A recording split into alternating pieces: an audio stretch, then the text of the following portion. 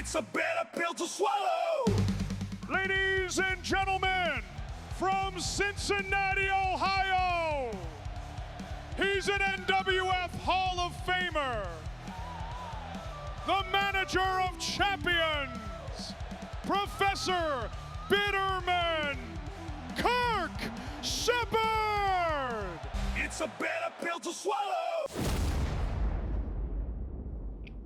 Hey everybody, welcome to the Bitter Pill. My name is Kirk Sheppard. I am your host, and welcome here. Especially if you are brand new to us, coming over from our Happy Monday podcast, which is a podcast that I was doing in addition to my blog called Happy Monday. And as of this week, I've decided to combine Happy Monday podcast and Bitter Pill podcast into one podcast. So we'll have the Happy Monday blog, and we'll have the Bitter Pill on Wednesday, and that'll be enough for me because it's a lot to keep up with. So welcome aboard. I'm glad you're here. I hope that you enjoyed the time. I know some of you might be a little skeptical because of the name. The Bitter Pill is a reference to my old wrestling character named Wes Bitterman. But you don't need to be a wrestling fan or know anything about pro wrestling to enjoy this show, and I'm going to make sure that's the case going forward. We will talk about professional wrestling a little bit because a lot of our fan base are fans of pro wrestling, specifically fans of the Good Brothers, my best friend Carl, the Machine Gun Anderson, the one here with the abs. So we'll keep a little bit of the wrestling overlay, and you'll see how that works today. But primarily, we're going to talk about how you can be the best version of you. With all that's going on in the world and all the news that's happening every day, I want this to be a place where you can come and reflect on yourself and try to find some comfort and some peace, maybe laugh a little too. So let's get started with a little self-care.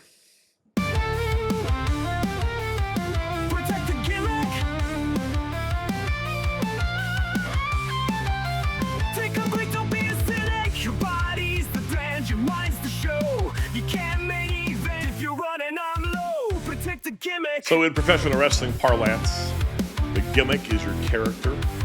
And so we call this show Protect the Gimmick, this part of the show. And I've been using this book, A Year of Self-Care by Dr. Zoe Shaw. And this month of September has all been about boundaries. So today's thought, a lack of boundaries can be demonstrated by overgiving, people-pleasing, and fixing or expecting others to care for you in ways that you should be taking care of yourself. Self-care is about taking responsibility for what is yours and not blaming others for all that's difficult in your life. The beauty of this truth is that you often recognize, or the beauty of this, sorry, let me start over with that sentence.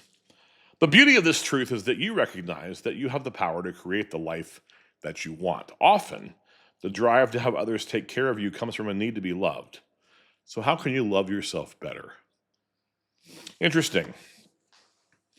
I think that a lot of times we overshare or we expect people to show up for us, and that's not a bad expectation, right? If you're somebody, especially who shows up for others, reciprocation in friendship is important. But if you get bummed out by the fact that you're alone, or you get bummed out by the fact that people aren't showing up for you, or you've been accused of being needy, you might want to reevaluate just exactly how you can find the way to self-soothe and meet your own needs.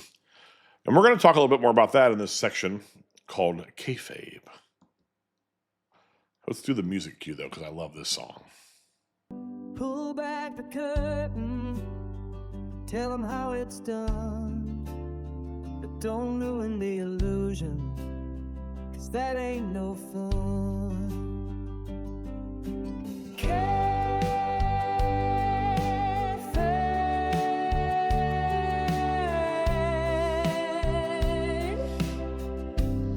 What a great song. So for those of you who are uninitiated in the wrestling language, kayfabe is the word that is often used backstage to identify that somebody from the outside is around. And so we should shh and not let them in on the secrets. Well, the reality here is that kayfabe is dead. And while I think that we should do our best in professional wrestling to try to maintain the illusion, because that's what people pay to see, we also need to acknowledge the reality that people know that it's not real. So, in the kayfabe segment, I want to talk about a couple things. First of all, some wrestling psychology. Today, let's talk about the ring ropes. You know how the ring is set up. There's usually 3 ropes and a square. And the purpose of the ropes is not just to have a decoration. They are there for a reason. They're there to define the space where the story unfolds. Right? So in the ring, in the middle of the ring, the story we should be telling always is that the wrestlers are trying to win the match. And you want to do that within the confines of the squared circle inside the ring. So the ropes keep you in that barrier, that boundary, so to speak. Inside is the match. Outside is chaos and danger, which can be a really useful tool in storytelling. One thing you should never do, though, right, if your goal is to win the match, is throw your opponent to the floor when you're on top. You see this happen all the time because we're trying to get to the next spot, or we're trying to get the manager involved, or we're, for whatever reason, we're throwing the guy who we're beating up to the floor during the heat. The heat is when the heel is on top and in control of the match. If you are in charge of the guy and beating him up and winning, why would you throw him to the floor? You should only throw him to the floor if he's made a comeback and now you're scared and need a breather. Just little psychology touches like that. Outside the ring also can be used for high spots, where the danger is, where things that are exciting happen. This is kind of like boundaries, right? So boundaries keep the chaos outside. If we set a good boundary with people, we let them know how to treat us, and we let them know we like our drama on stage or on screen. You can choose to go outside if you want with a boundary, maybe for a high spot or two, maybe because you realize that it's kind of fun to interact with somebody who's got a lot of drama. Or maybe you realize that sometimes the boundaries you've set are too rigid, and so it's more exciting to go outside of those. You can choose to do that, but it should make sense. You should think it through.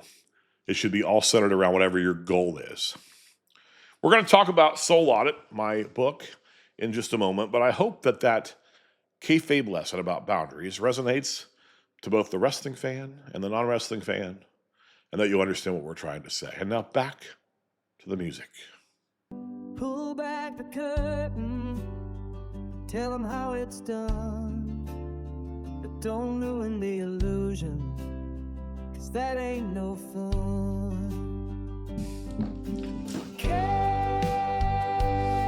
I love it. I can't even hear it right now because I'm not wearing the headphones. I don't even know what's happening. Excuse me. So sorry about that. So if you're new to the program, new to this podcast, we do what's called the Bitter Book Club. And we've just finished reading Mel Robbins' book, The Let Them Theory. Highly recommend it. You should really check it out. By the way, I don't know how many of you are football fans, but I placed a small parlay bet yesterday on a Bengals game. And because Joe Burrow, our quarterback, has turf toe and will be out now for the rest of the season, more than likely, they have not recalculated my bet. So I will get some of it back because of an injury insurance, but I'm still pending. I'm still waiting to see what my winning is, and it's getting on my nerves a little bit. Anyway, back to the book club. So we read Mel Robbins' Let Them Theory, and it was very, very good. And then selfishly, I decided that we would pick a new book written by me. It's the Bitter Book Club. It's the Bitter Book Club. Book Club. And there it is. Soul Audit, a not so perfect, broadly spiritual or not guide to aligning your life. It is my best work so far. And it is basically what it is like, I think, a lot of the time to sit across from me in a therapy session. And so I thought we'd start with chapter 1, because where else would you start?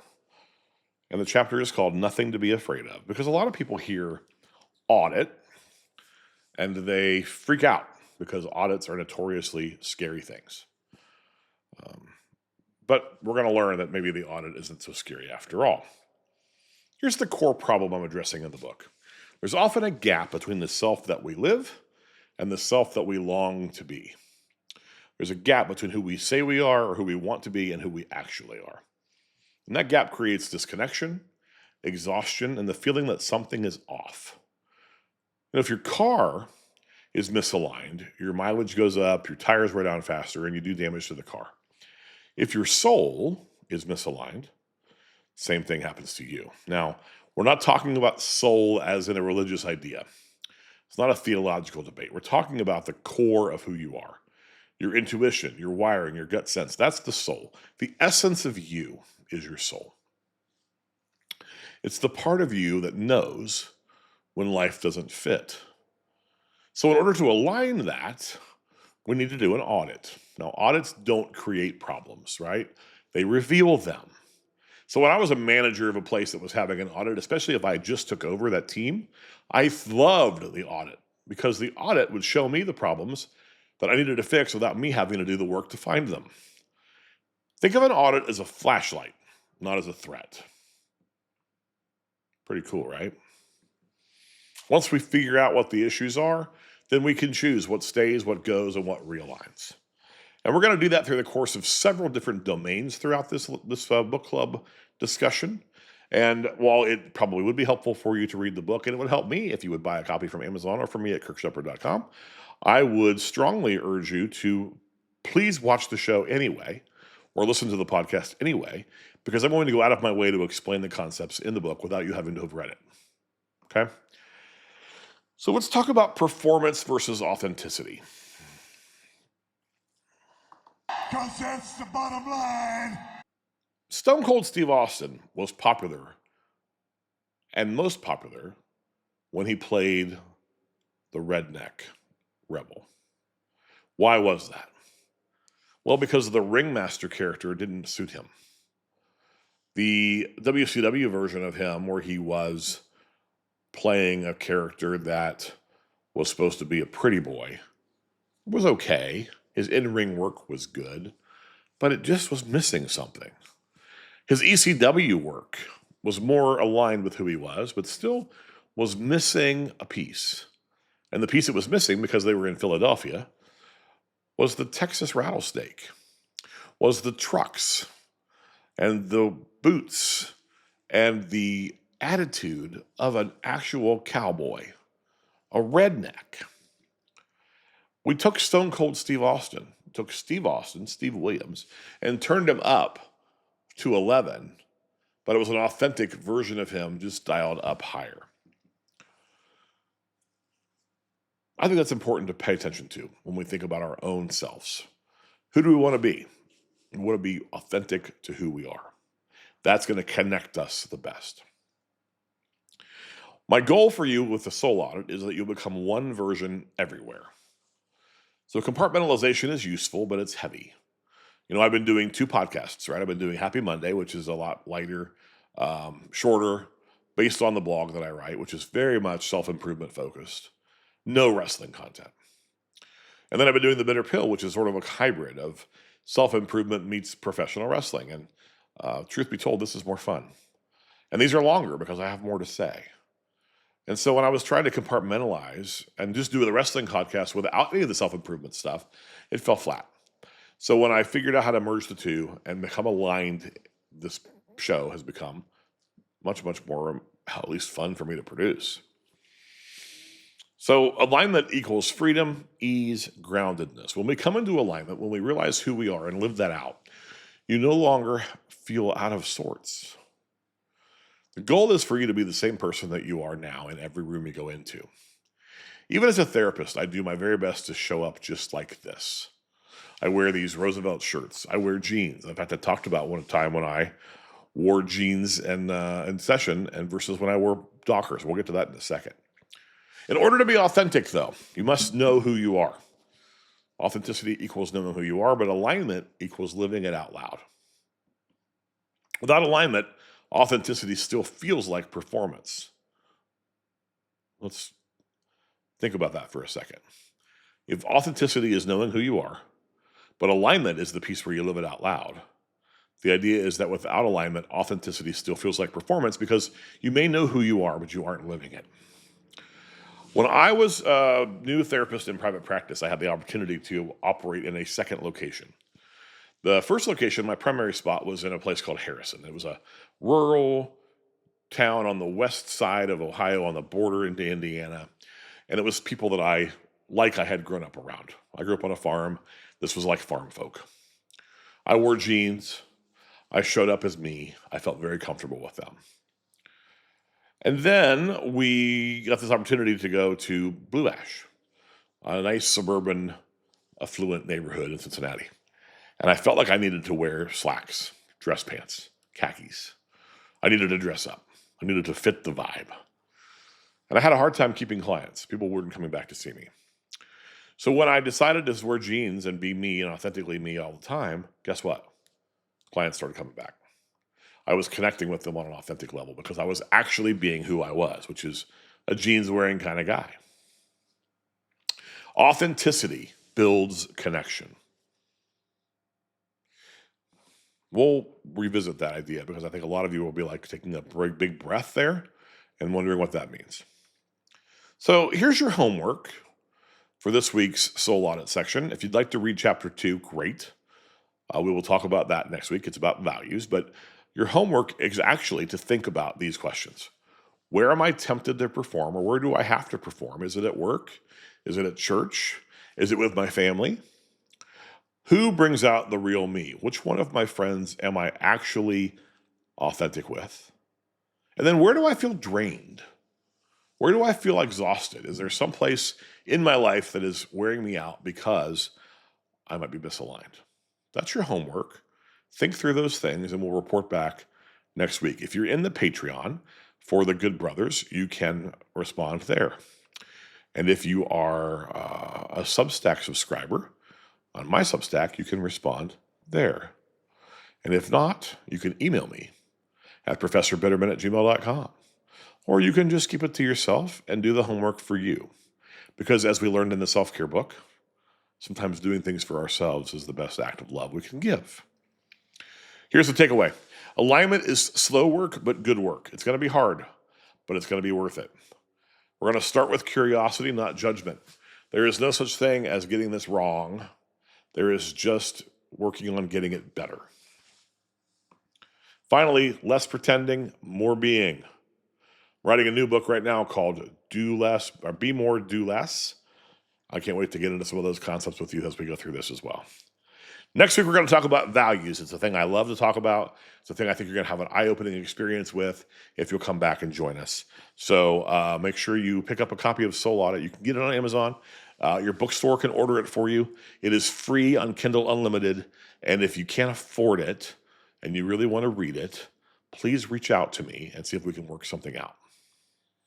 It's the Bitter Book Club. It's the Bitter Book Club. Book Club. All right, everybody. It is late on Monday night. I am tired. I've had a full day of clients, and I'm glad I got to spend some time with you and share these ideas. And I can't wait to see what you all respond with in the chat over in the Patreon for the Good Brothers. Don't forget, I'm going to be at the Louisville Book Festival coming up on Saturday, October the 11th from 10 to 5 in the Louisville Convention Center. That's actually the Kentucky International Convention Center, downtown Louisville. If you're in the area, please come over and say hi. I will have Soul Audit books available to purchase at that event. Also, make sure you check out the Larry Auto Pro Show and the Talkin' Shops over on Triller TV. The guys are working really hard on that. And if you're not already in the Patreon, come over and join us. If you're a wrestling fan especially, you'll really like that. If you are not a wrestling fan and you want to be connected to a community, come join my Substack, kirksheppard.substack.com, where you will also get access to the Bitter Pill. So that's going to do it for me. Hope you're well. Next week, we'll talk about values and who knows what else, self-care stuff, and maybe some other things. I'm excited to be along the journey with you. And today, as always, this has been a bitter pill to swallow. It's a bitter pill to swallow. The Bitter Pill with Kirk Sheppard is part of the Talkin' Shop media empire. The preceding video was produced as educational and entertainment content only. Kirk Sheppard is a licensed mental health therapist. However, the material on this broadcast should not be considered clinical or representative of his professional work in that context. It's a bitter pill to swallow. Professor Bitterman is a fictional character and may not reflect his actual views and opinions. For more content from Kirk Sheppard, go to kirksheppard.com. Follow him on Facebook and Instagram, and subscribe to his Substack and YouTube channels. Please subscribe to the Talkin' Shop podcast on YouTube for more content from the Good Brothers.